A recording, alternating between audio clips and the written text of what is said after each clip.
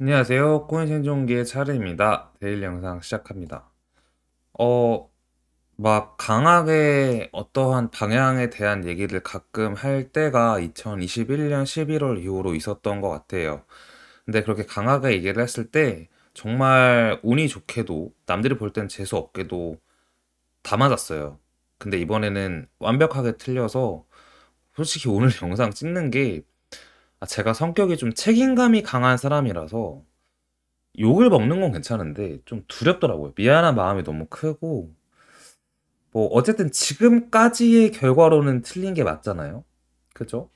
최근에 올렸던 영상들에 비해서 그래서 되게 마음이 너무 무거웠고 뭐라고 말씀을 하셔도 그냥 다 들어야 되는 것 같고 어, 뭐 부모님 욕을 하셔도 달게 받겠습니다. 유튜브 댓글에 뭐 하고 싶은 말 그렇게 말을 해서 속이 좀 뻥 뚫리고 시원하다면 뭐든 욕이든 뭐든 남겨주세요. 제가 맛있게 잘 듣겠습니다. 근데 이제 어쨌든 저는 이 유튜브라는 게 솔직히 얼떨결에 이제 법인이 세워지면서 같이 하게 되었고 이게 일로 잡혀가지고 이제 하고 있는 일 중에 하나예요. 이게 전체 내 인생은 아니고 그래서 일이니까 해야 되니까 또 그동안 했던 말에 대해서 시장이 틀렸으니까에 대한 책임감으로 이게 참 어려운 것 같아요. 말을 안 하고 닫고 있는 것도 무책임해 보이고 말을 하는 것도 이제 사람들의 신뢰를 잃을까 봐 참 어려운데 해야 하는 거니까 하고 있습니다. 일단 지금 자리가 차트가 다 무의미한 상황인 것 같고 일단 생각한 거는 최후의 보러가 거의 56.5K 여기까지였는데 일단은 뚫렸잖아요.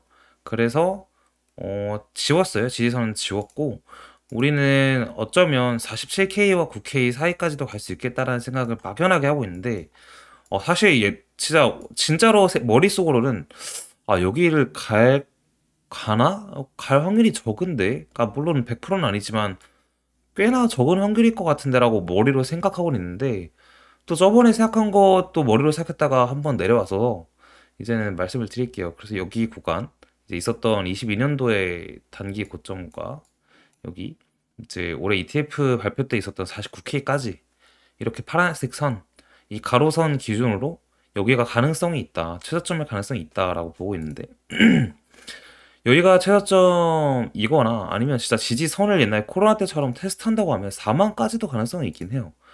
근데 뭐 이거든 사실 저는 여기서 살 돈도 없고 살 수도 없어요. 막상 제가 뭐 8년을 하다 보니까 지지선에서 다 산 적이 없어요, 보면. 그래서 그냥 항상 그 전에 물려있는 경우가 많았는데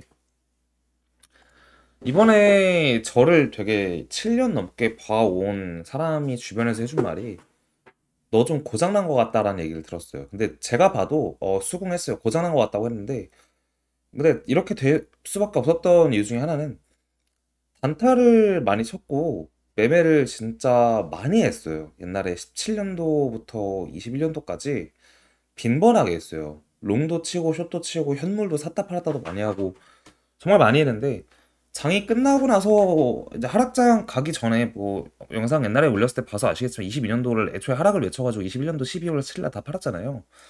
다 팔고 나서는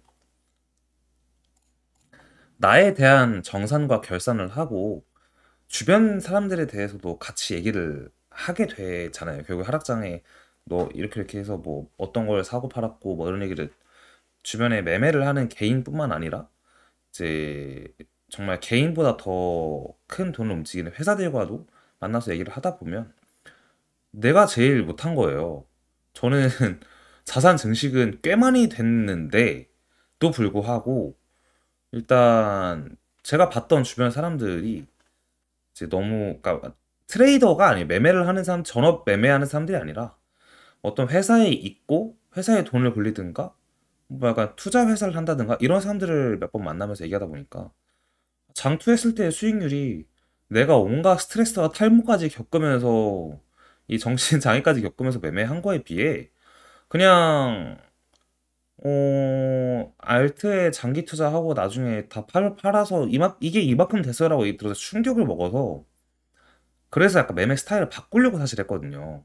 바꾸려고 하다 보니까 뭐 일단 운인지 실력인지 올해 초까지 잘 맞았는데 이번에 3월 때부터 지금까지의 횡보 사이에서 마지막에 이렇게 틀리게 된 거죠. 그래서 이 부분은 어떻게 보면 어쨌든 영상을 본다는 것 자체가 이 시장에 대해서 궁금하기도 하고 이 새끼가 무슨 말 하려고 하나라고 듣고 싶어 하는 경우가 많으니까 일단 제가 틀리게 된 배경 약간 이해를 돕고자 제 얘기와 상황을 조금 더 했습니다. 네, 이런 상황이었고 제가 MBTI가 ENFJ예요. 특징은 찾아보시면 아시겠지만 생각보다 책임감이 강하고 이 착한 병이 좀 있는 사람이에요. 그래서 마음이 많이 아픕니다. 이러면 내장고 갈리는 건 상관없어요. 방금 이제 함께 하는 피디님과도 오전에 이제 이런저런 대화를 하면서 영상 찍게 되는데 뭐 100억이 있든 1억이 있든 1000만 원이 있든 돈가스를 먹을 거다 나는 이 오늘 점심시간에 저 말고 제 얘기가 아니라 피디님이 그 얘기 하셨는데 저도 똑같은 생각이에요. 내가 1000만 원이 있든 1억이 있든 100억이 있든 저는 사실 이 영상 찍고 끝나면은 밥은 잘 넘어가요. 솔직히 말하면 이러한 시장 속에 17년도와 비슷하게 되게 보고 있어서 17년도 잠깐 보면 이제 이런 시장이었어요. 이게 이따 자료에도 나올 텐데 이 하락이 40% 30%였단 말이에요. 이런 것도 겪고 코로나도 겪고 하다 보니까 하락이 와도 내 돈이 줄어드는 거에 대해서는 사실 별 생각이 없어요. 왜냐면 저는 이 영상 끝나고 부대찌개 먹을 거거든요. 맛있겠죠. 그냥 그렇게 시간을 보내는 게 결국 물린 입장에서 어쩔 수 없는 것 같다라는 생각을 하고는 있습니다.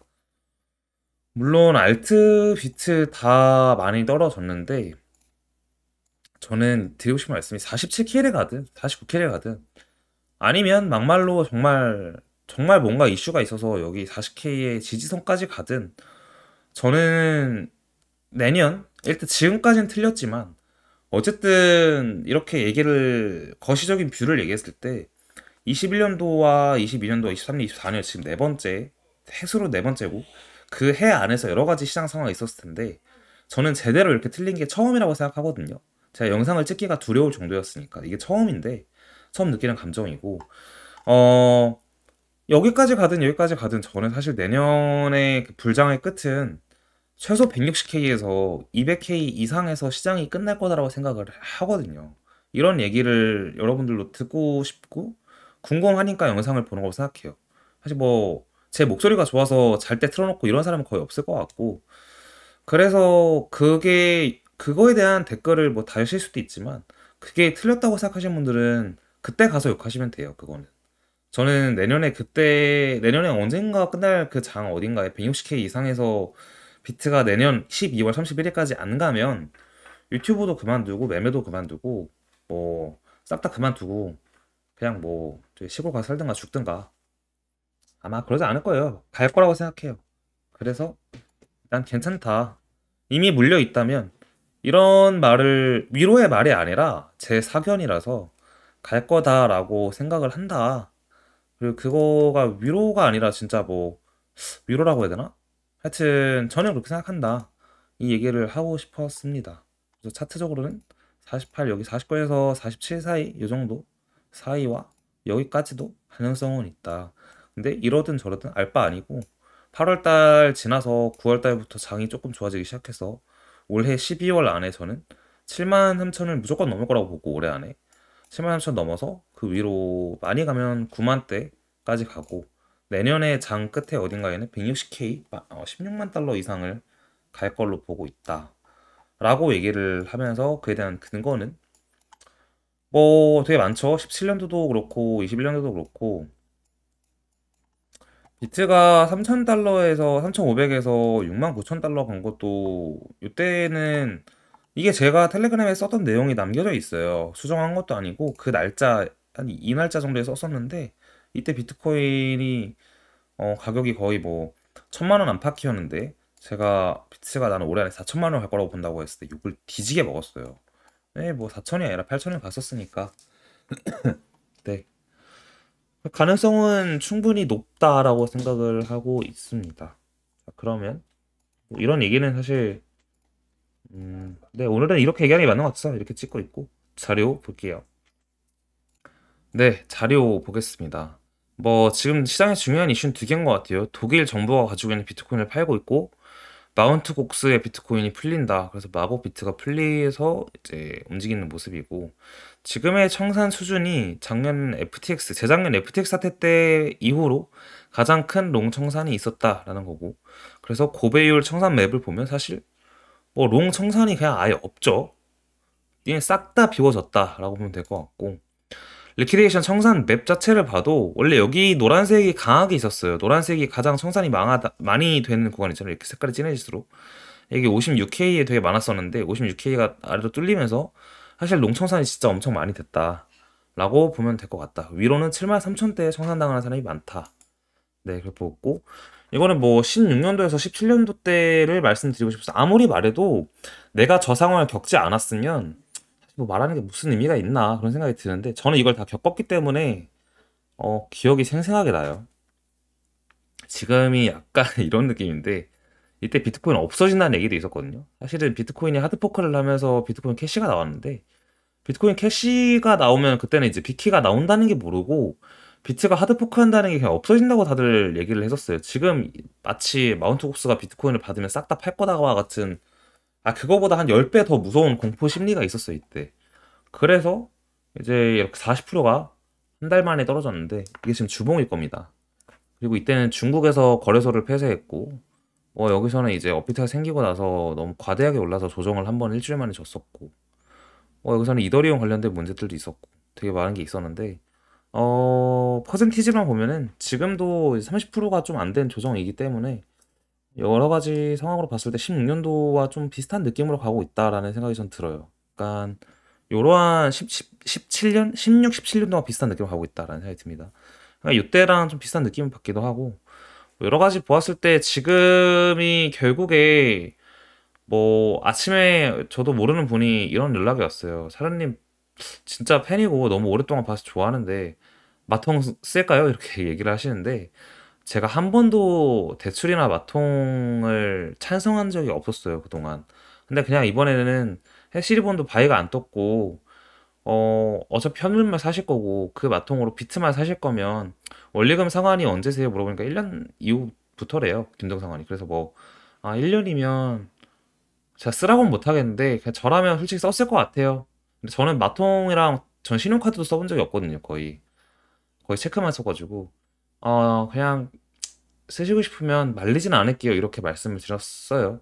그러니까 그게 중요한 것 같아요. 해시 리본이 어쨌든 아직 살아있고 카피츠 상태라가서 그 와중에 저점을 가고 있는 상태라 결국에는 이제 오를 가능성이 아직은 높으니까 그게 시간이 좀 걸릴 뿐이지 라는 생각이 듭니다. 지금의 비트 자리는 V자 반등보다 솔직히 이걸 잠깐 끄고 보면 이렇게 V자 반등을 하는 것보다 살짝 반등했다가 횡보하다가 다시 추세를 만들어서 올라갈 확률이 높아서 7, 8월에 바로 오를 것 같진 않아요. 그래서 네, 그렇게 생각하고 있다. 이렇게 말씀드리고 싶습니다. 여기까지 하고 마무리할게요.